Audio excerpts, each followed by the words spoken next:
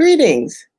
I am Dr. Paulina author of Regala Healing, an evocative approach for self care, self understanding, and inner healing. I have the honor of hosting this show, The Poetry of Healing, and I want to welcome you from all over the world. And we'd love to know where you're joining from. So please put it in the chat if you don't mind.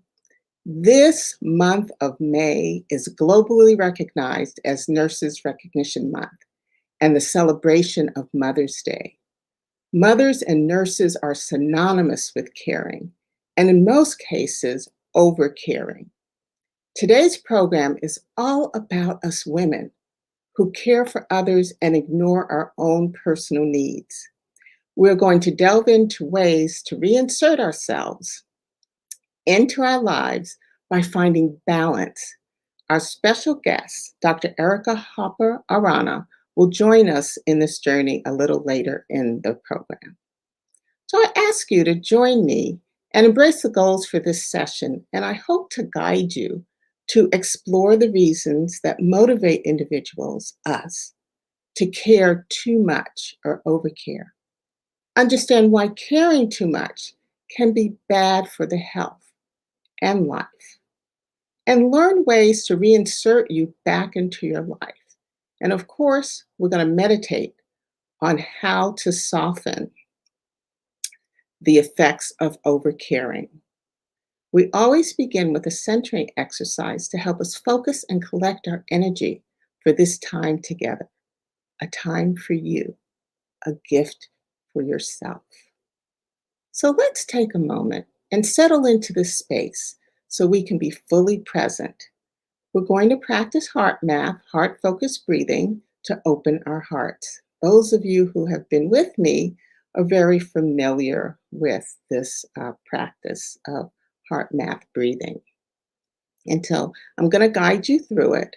For those of you that is your first time doing the practice, I'm going to just give you a tip. So we breathe in through our nose, slowly, and out through our mouth.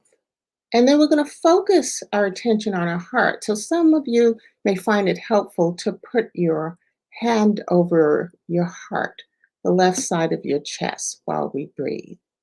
Okay? So we do this exercise, heart math, heart focused breathing, to connect with our hearts. So we're going to begin by inviting you to lower your gaze or close your eyes. And if you're more comfortable, just focus on a stationary plain object if you prefer not to close your eyes. And I'd like you to imagine your breath is flowing in and out of your chest area, left side of your chest, breathing a little slower and deeper than usual. So you're going to inhale through your nose 5 seconds and imagine your heart getting bigger, that beautiful heart of yours getting bigger each time you inhale. And then it's going to get smaller as you exhale through your mouth. So let's try it. Inhale, 1, 2, 3, 4, 5. And exhale, 1, 2, 3, 4, 5. Now, some of you may not be able to hold your breath that long, so you can do it on a count of 4. And those athletic types can extend it to 6. And so take one of those breaths on your own. In and out. Yes. And now I'm going to ask you to take one deep breath to notice you are here. Take one deep breath to notice how your body feels. And now take one deep breath and enter the session. For those viewers who are just joining us, I am Dr. Paulina the author of Regala Healing, and I'm the host of the show, The Poetry of Healing. And we've just completed a centering or brief meditation exercise. The show segment, title, and topic today is overcare. And I invite you to reflect on the following question. Thinking about your life, is it possible that you're caring too much? Is it possible that you have cared too much or will care too much? Is it possible to care too much? When we think of overcaring, the first folks that come to mind may be lay or informal caregivers in homes, perhaps your own situation. It makes sense since more than 65 million adults in the United States take care of an adult who is elderly, chronically ill, or disabled loved one, or even children. This number may be similar or higher in other parts of the world. Our need to care for and to give love and care to others seems to be a natural human instinct. Caring for someone else is a demonstration of our love. As care, as as good as it feels to care for someone, for many people, it can also become a source of stress and be emotionally draining. Therefore, I ask the question again: is it possible to care too much? And myself, me, as a Black woman, is going to tell you or will say yes, yes, yes, many, many times. You and me are motivated to overcare for others for several reasons, which we may not have thought about or even want to own. So, right now, I'll share a few possible reasons and see if you can relate to any of them. And it's okay. You don't have to tell anyone. It's just you looking inside yourself and seeing if any of this relates to you. Last time I did speak with you, we talked about the inner voice. We've been talking about the inner voice and intuition and how to go inside ourselves. So you can look at some of those previous programs. But here we go. We overload ourselves with other people's problems, perhaps as a distraction from our own pain, worries, burdens, and stressors. If we worry about or deal with other people's problems, then we don't have to deal with our own. We may be worried that family members and coworkers couldn't manage without us. We want people in our life to lean on us, satisfying our need to be needed or feel important. When we don't have anyone needing us, we may start to feel empty and lack purpose. This mindset may lead to us insisting on helping someone even if they don't want it, don't ask for it, or don't even need your help. Overcaring is not just among caregivers, either lay or licensed caregivers. It can happen in parent child relationships, parent adult child relationships, work, and romantic relationships. Now, we're going to move on from romantic relationships because I could stay on that one all show long because I've done my share of overcaring in romantic relationships when I was single. So, what's the danger of overcaring? Overcaring can cause a host of problems: physical, emotional, social, that impact the quality and the joy in our lives. And it may show up as symptoms and conditions such as fatigue, headaches, insomnia, hypertension, depression, addictive behaviors, even broken relationships, and for professionals, burnout. Our special guest today posted an article about overcare on Facebook, on her Facebook page. And after I read it, I said, I do this and I don't talk about it.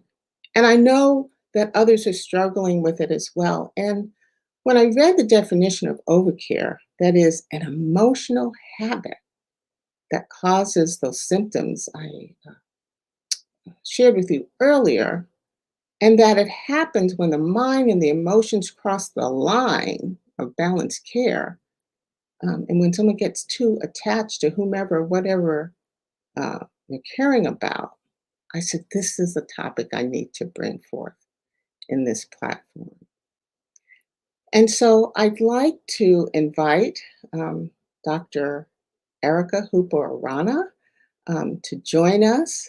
We are really so much alike. We have very similar academic history and career history, but more importantly, an affinity to holistic healing practices.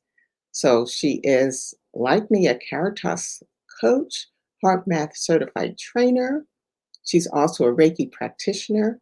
And then in addition, she is a massage practitioner, a life and spiritual coach, and personal trainer. So let's see if Erica has joined us. Well, she hasn't joined us yet. I'm So, oh, here. Hello. hello. Well, There. welcome. Yes. I am so glad to see you, and thank you for joining us today. And thank you so much for bringing this topic to my attention. Yes. And so I want us to jump right in. And you heard my introduction to you, and I hope you felt it in your heart because you're very special. And so I'd like you to, I believe I did tell the audience and viewers that you are a registered nurse as well and have been one for 20 years. And I told them we follow the same path academically and, of course, holistically. And so I want to jump right into the topic and ask you, what has your experience been overcaring? And I ask you to start with overcaring as a nurse since we are in Nurses Month. Yes, absolutely. Well, it's so great to be here. Thank you so much for having me. And my experience has been that overcaring is kind of the culture in nursing. So going through nursing school, it was always, my mission was to care for others. That's why I went into nursing. And then the nursing profession fed that to me, keep caring, provide service, do your best for others, help people, right? And that was the message coming in all angles. And so I feel like in nursing, when I was in the profession, I just wanted to help and I wanted to Mhm, care and I wanted to give of myself to the highest power, right? mhm, And so everything I did was around that. And I think I was definitely in the bandwagon, in the back mhm, seat. And it took me some time to get to the point where I had given everything mhm. in every area of my life, and I had nothing left to give. I came to that point. Would you give us an example and whatever you want to share? I tend to be very transparent, and but please share an example of you overcaring so we can connect to the viewers. Yes, I would say for me, it was a giving beyond what I had in my cup. So I was pouring from an empty cup essentially, Mhm, and not just in nursing, but in my life. I think I just became a caretaker of those around me. mhm, Nursing, the culture itself became a part of my being and who I was and my persona. And so mhm, anyone that needed caring, I was giving. And it was for me, over caring was not overlooking my own feelings. Maybe I was feeling sick, maybe I mhm, was feeling tired, maybe I wasn't feeling my best, but still giving and continuing that. Oh, I have to show up to work. I've got to be there. I mhm. have to do this. Oh, my coworker's not gonna have me there, everything's gonna fall apart, and trying to hold it together when I wasn't necessarily at my best and I wasn't filling my cup. Absolutely. Well, I'll just share that my overcaring, it seems as if I was wired that way because I remember, and now I'm going back decades, but I remember when my mother's friends might visit and I was playing with my Chatty Cathy. And those of you who are my age will remember Chatty Cathy. I don't think we have Chatty Cathy now, but and I cared for her. I mean, I rocked her, and and her friends would say, "Oh my gosh, she's such a caring, individual and pays attention to such detail.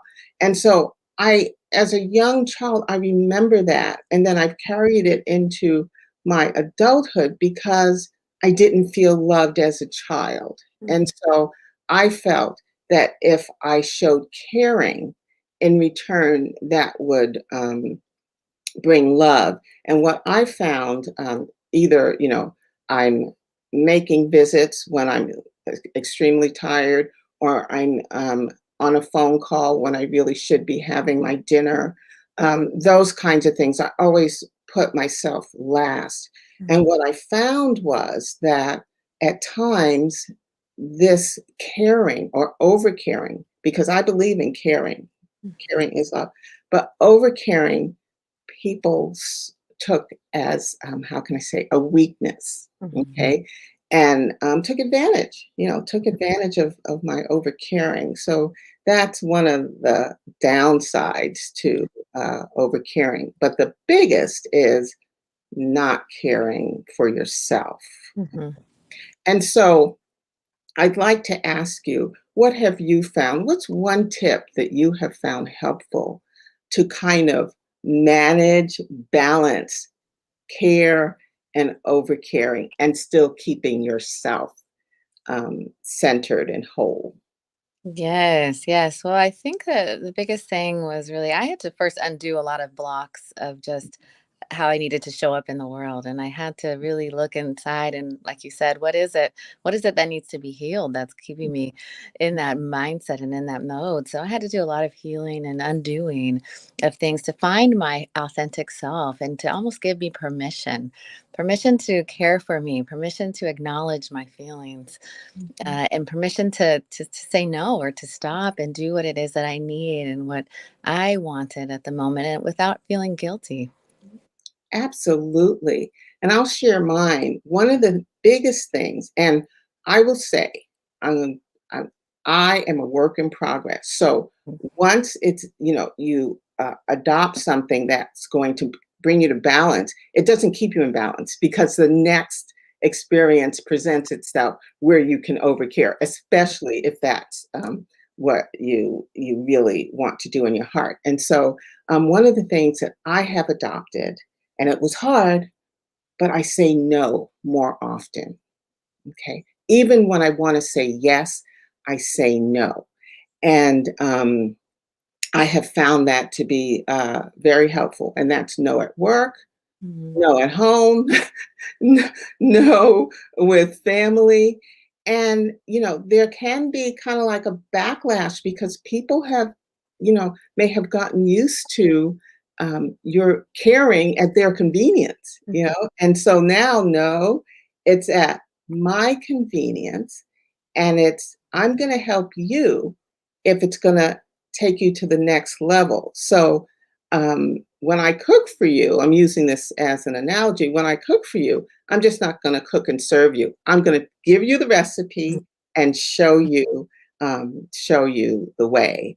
So one of the things you chose a couple of my poems, and I wanted to know which one you wanted to talk about and ask me a question about. But I also wanted to know what was it that resonated with you in the poem that led you to want to talk to me about it? Yes, I chose I'm in my flow on page 43.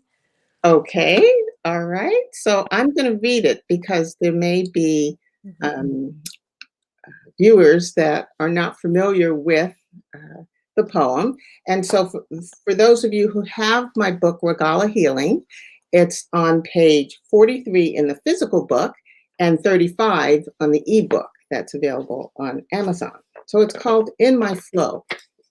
And Dr. Huparana, I want to say to you that I looked this up and I wrote it exactly 2 years ago tomorrow. So Oh, this very early in my journey. Okay. wow. So I'm in my flow. I'm in my flow with natural ease. I'm in my flow just not to please. I'm in my flow, compassionate and caring. I'm in my flow and even daring. I'm in my flow with a heart full of joy. I'm in my flow, and it's not a ploy.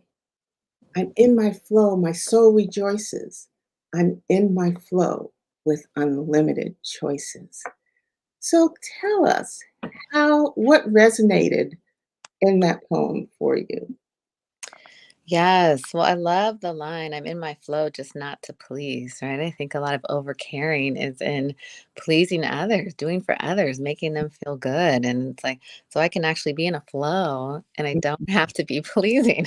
It can actually bring my heart joy and it can make my soul rejoice. And that's being in flow. And then I have the choice, right, of what I wanna do, that I could stop, I could pause, I could care for myself, I could care for my needs, uh, Mhm, don't have to respond right away to others. mhm, mhm. So what did you wanna ask me about that particular? Yes, I'm curious, how do you know when you're in your flow and when you're not? And how do you, overcome those obstacles that might block you from being in your flow? Uh-huh, uh-huh. Again, a work in progress, but when I'm in my flow, my my whole body, so my body, mind, and soul seem Mhm, to be at rest, at peace.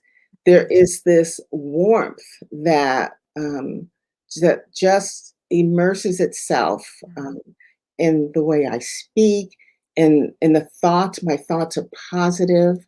I don't feel a heavy weight on my shoulder.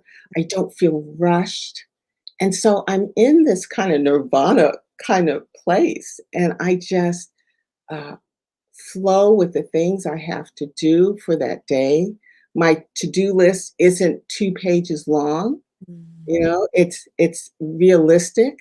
mhm, And so the way I stay in my flow, I do a number of things, but meditation definitely is one. Um, and then when I have thoughts that are not nurturing, I turn them around deliberately. So I'm paying attention to my thoughts. mhm, And, you are enough.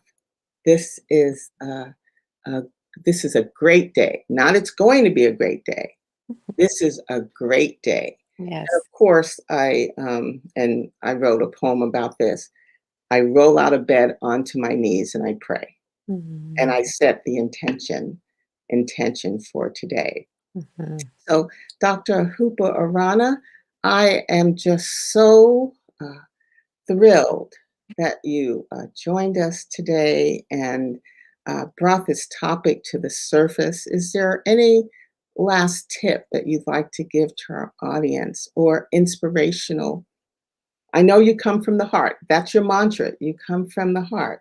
And I'm going to read, you chose that one too, but we don't have time to talk about it, but I'm going to read it as we close the program today. But is there any one tip that you'd like to just share?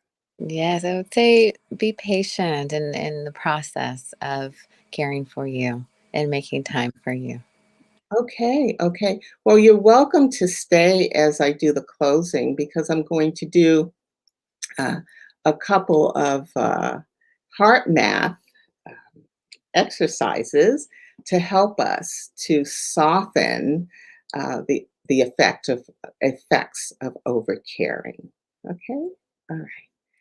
And so um, we're we're used to doing heart math. We do heart focused breathing. We've done lock in, and right now, what I'd like to do is teach you at least one. I'll see if we have time for two, but they're very short. And these heart math exercises are will help us to shift out of overcare. Okay. So again, I'd like you to just you can lower your gaze or close your eyes because I'm going to ask you to go inside yourself and start feeling. It's usually easier, but you don't have to. You can do this with your eyes open. And so I'd like you to first take a nice deep heart breath. In through your nose and expand the heart, and then out through your mouth. Okay. And I'd like you to identify what you're feeling. Okay, what you're feeling right now that's slowing down your emotional energy. Okay, that's running through your system. Is it worry? Is it anxiety? Is it hurt? Now, I'd like you to notice and admit what you're feeling and try to name it. Okay.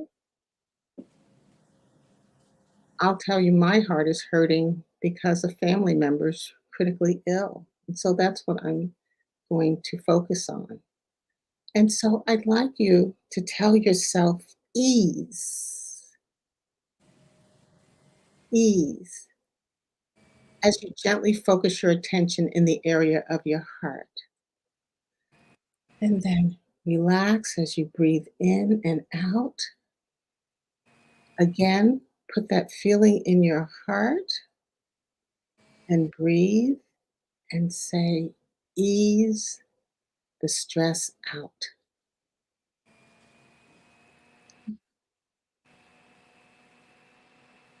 And I'm going to take time to do one more because this one's short as well. It's another heart math practice. It's called attitude breathing. And attitude breathing is a tool to help you shift out of an emotional draining state and back to a balanced state of care. Okay? So here we go. Recognize an unwanted attitude, a feeling or attitude that you want to change. This could be overcare, anxiety, self judgment, guilt, anger, disappointment, impatience, negativity. Identify and breathe a replacement attitude, okay? And it's going to be a positive attitude, such as joy, peace, abundance, faith, gratitude, kindness, honesty.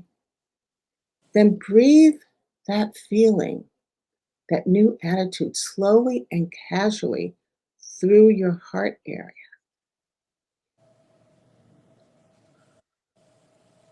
And then just do this for a little while to anchor that new feeling.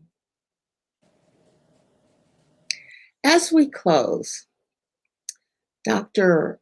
Bryant Robinson wrote an article in the Forbes about overcaring and then balancing. And he said, you know you're genuinely caring when you have an unselfish desire to give without making others overly dependent on you or taking away their ability to care for themselves. You give only as much that is needed, and sometimes you even let people fall without rescuing them because success is built on failure. By leaving problems with their rightful owners, and I want to repeat that, by leaving problems with their rightful owners, you allow people to grow by finding their own solutions. Some of the best lessons come from learning your own mistakes. I found a number of resources helpful, and I will put them in the chat. And I'd like to read one more short poem that Dr. Hooper Rana selected and that we didn't have time to read today. And it's called I Found My Heart. It's on page 67 in the physical book. I found my heart, not from the start. I found my heart. I had to be smart. I found my heart, guided by faith. I found my heart, and it wasn't too late. I found my heart, and that was my faith. So I ask you to join me every first and third Sunday at 9 a.m. Pacific time right here on blackdoctor.org. I'd like you to share this program if you found it helpful and you know someone who's overcaring. Leave comments. I do read them and respond to your questions. Subscribe so that you'll know when new programming is available. Visit my site at regalahealing.com to learn more about my healing and self care work and resources. I'll also provide in the chat contact information for Dr. Hooper Arana. And then I want to thank you for joining us today. Well, And thank you. um, as always, I wish you love and light until I see you the next time.